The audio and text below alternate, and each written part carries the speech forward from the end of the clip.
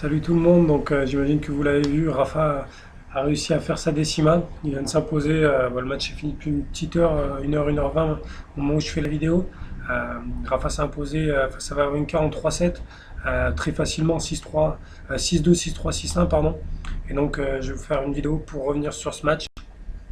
Euh, voilà, parce que dans l'article écrit, j'ai pas spécialement parlé du match, j'ai plutôt voulu mettre en avant l'exploit de Rafa, de revenir de nulle part, parce que ça me paraissait important, et surtout de rappeler à certains, et même à moi-même, qu'on l'avait enterré un peu tôt. Et voilà, et finalement, comme, euh, comme annoncé après le début de saison, Rafa est de nouveau au top.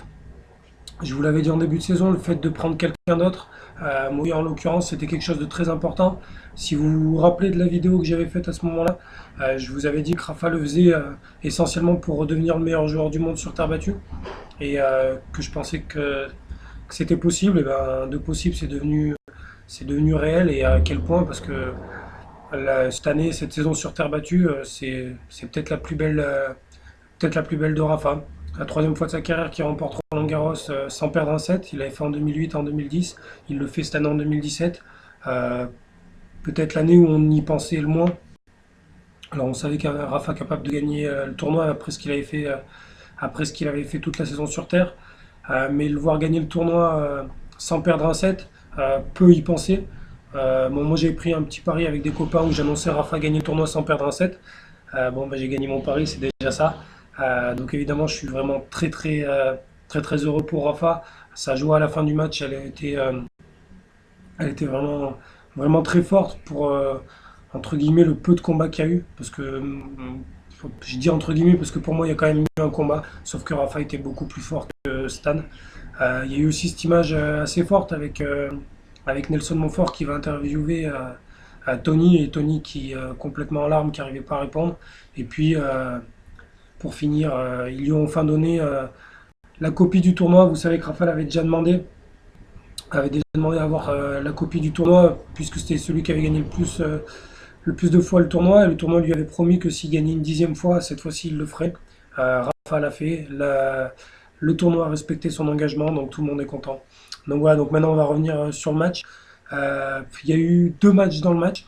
Un premier match qui a duré 4 jeux où les deux joueurs jouaient assez mal, faut le dire.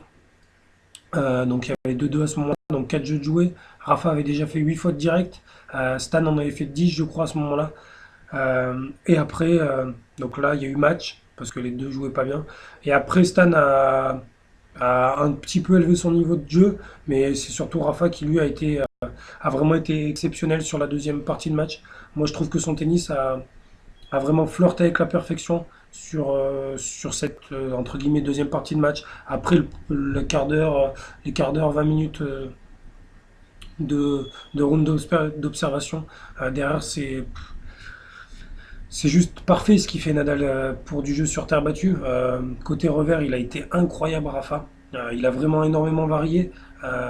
Souvent, il est allé dans le contre-pied de Stan le long de la ligne. Parfois, il est allé dans la longue diagonale. Il a trouvé beaucoup de longueur.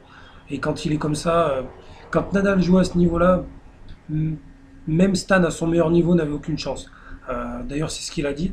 J'ai pris le temps d'écouter un peu ce qu'a dit Stan à la fin.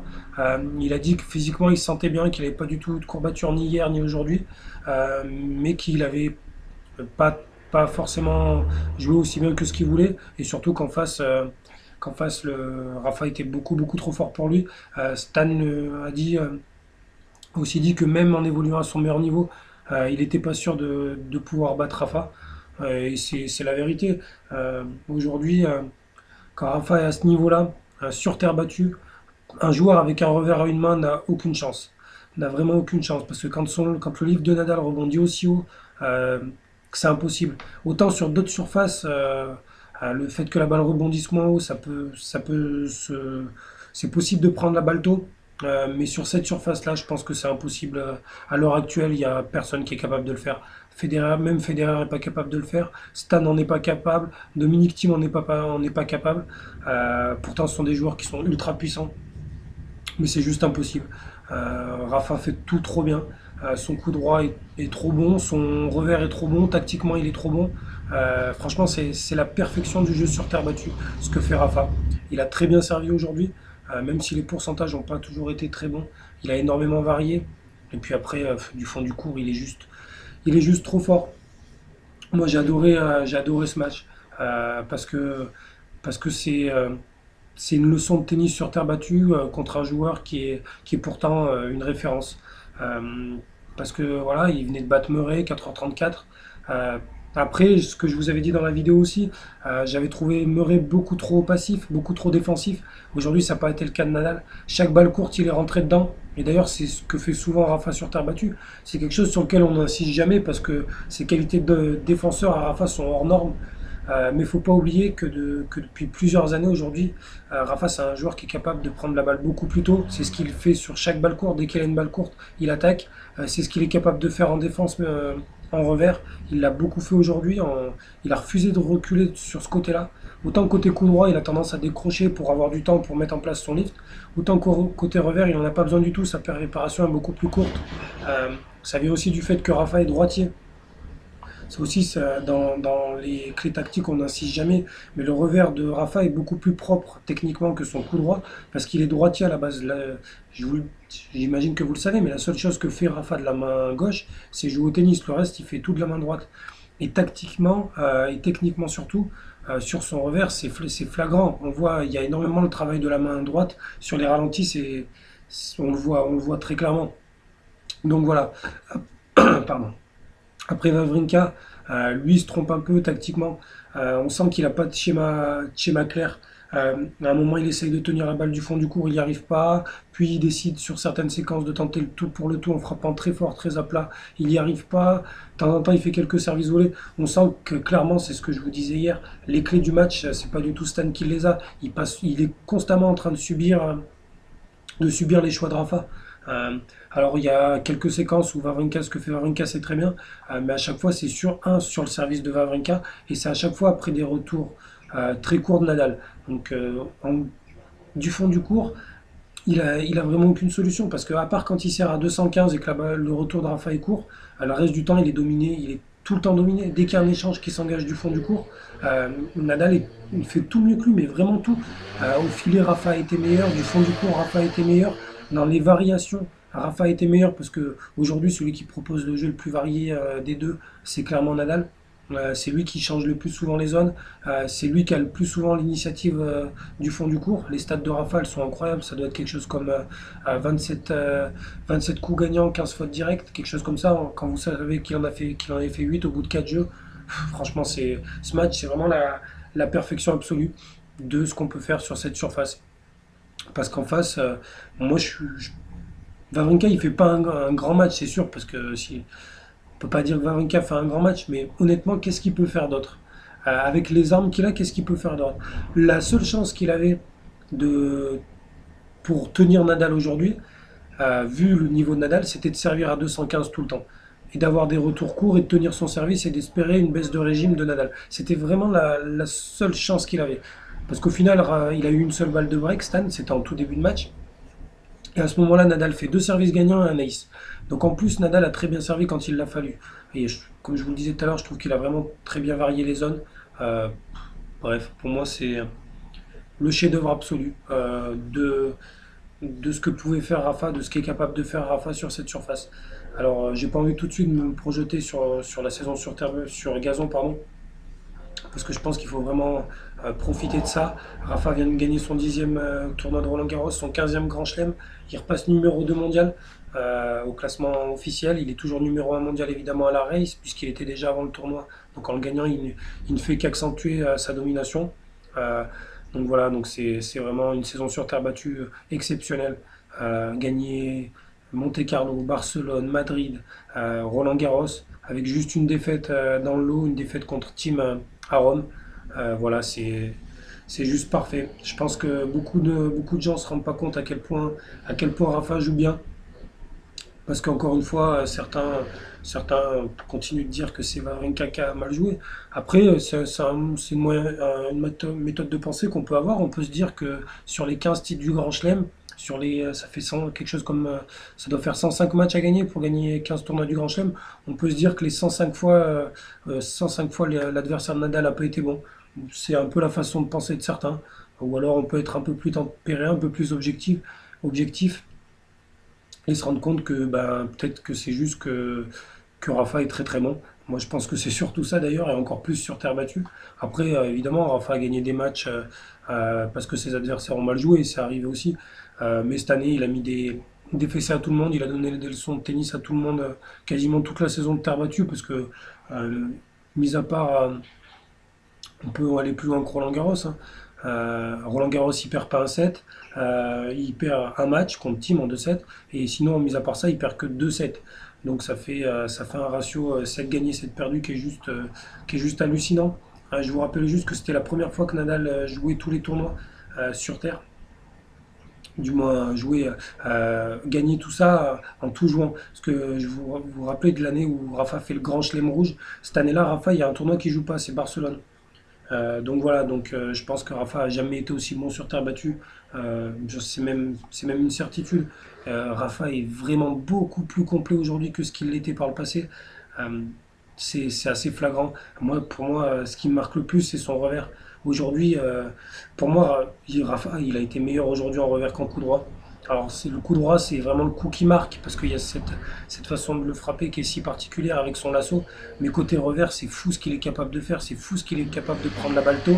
Après, c'est moins impressionnant que côté coup droit, parce que côté coup droit, il y a des fulgurances qui sont, qui sont complètement dingues, à l'image de ce point où il met un véritable coup de fusil en défense quasiment sans regarder la balle, un coup gagnant à 160 km/h. Il y a aussi un retour gagnant à 176 km/h, toujours en coup droit, donc il y a vraiment des fulgurances de ce côté-là, et une régularité avec un lift incroyable qui est complètement de retour.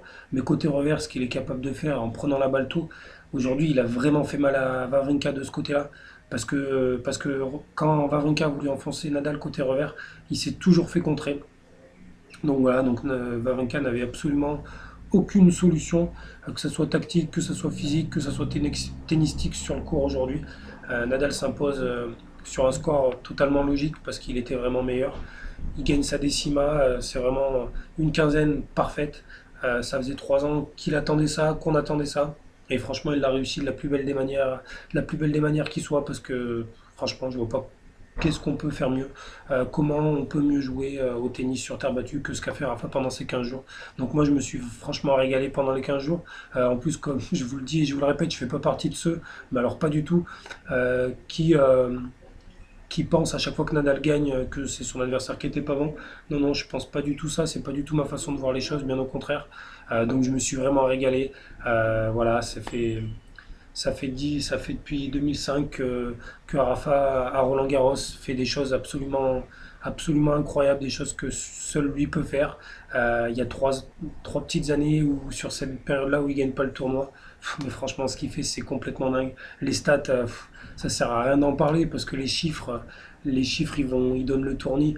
Ce qu'il vient de réaliser sur Terre, franchement, avant que ça soit refait, sur un même tournoi, gagner autant de fois le tournoi, avoir un pourcentage de défaites aussi faible, ça me paraît impossible. Alors peut-être qu'un jour, quelqu'un le fera, quelqu'un battra ces records-là.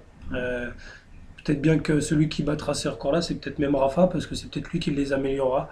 Voilà, on ne sait pas ce qui se passera l'année prochaine, on sait pas, on est vraiment loin de savoir ce qui va se passer. On n'est pas à l'abri, malheureusement. Moi, je touche du bois d'une blessure ou de quoi que ce soit.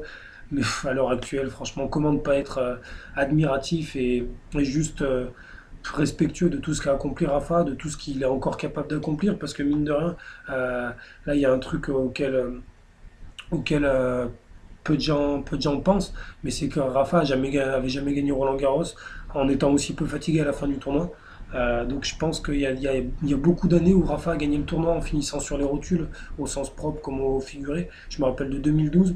2012-2013 où la fin du tournoi, Rafa avait des gros problèmes au genou, il s'en était sorti euh, plus au mental qu'à son tennis. et physiquement derrière, il est arrivé cramé sur la saison sur gazon. Cette année, ça ne sera pas le cas. Déjà parce il a passé beaucoup moins de temps sur le court que les autres années et parce que franchement, sur ce qu'on voit, il n'y a aucun problème physique, quel qu'il soit. Donc franchement, juste un régal. Juste un régal. On verra bien ce que donne la saison sur terre battue, la saison pardon, sur gazon et la saison sur dur. Mais cette saison sur terre battue, elle a été exceptionnelle. Rafa, ce qu'il a fait, c'est complètement dingue. Il n'y a pas de mots. Franchement, peut essayer de débattre pendant 100 000 ans, mais juste, il n'y a pas de mots. Ce qu'il a fait, personne ne l'avait fait avant. Personne n'avait gagné 10 fois le même tournoi. Lui, il l'a fait dans 3 tournois différents. Il l'a fait en Grand Chelem, en Masters 1000, en ATP 500. Voilà, il n'y a pas de mots. Juste bravo champion, bravo l'artiste et merci pour tout. Et donc voilà, je vous dis à très vite sur le blog. Euh, J'espère qu'on va continuer de se régaler un maximum de temps avec Rafa. Voilà, donc profitez bien de cette soirée. Profitez bien aussi de demain. Loupez pas tout le sport parce que demain et mardi, de ce que j'ai compris, il y aura un reportage spécial sur Rafa où apparemment ils ont vécu de l'intérieur le tournoi avec Rafa et donc ça sera diffusé en 2 parties dans tout le sport demain et mardi. Donc voilà, donc ratez pas ça les copains. Je vous dis à très vite sur le blog. Je vous souhaite une bonne soirée, une bonne journée en fonction du moment où vous voyez la vidéo et comme d'habitude, si vous avez des questions, si vous avez des commentaires, bah, vous n'hésitez pas à me les laisser. Allez, à plus et profitez bien de cette décima.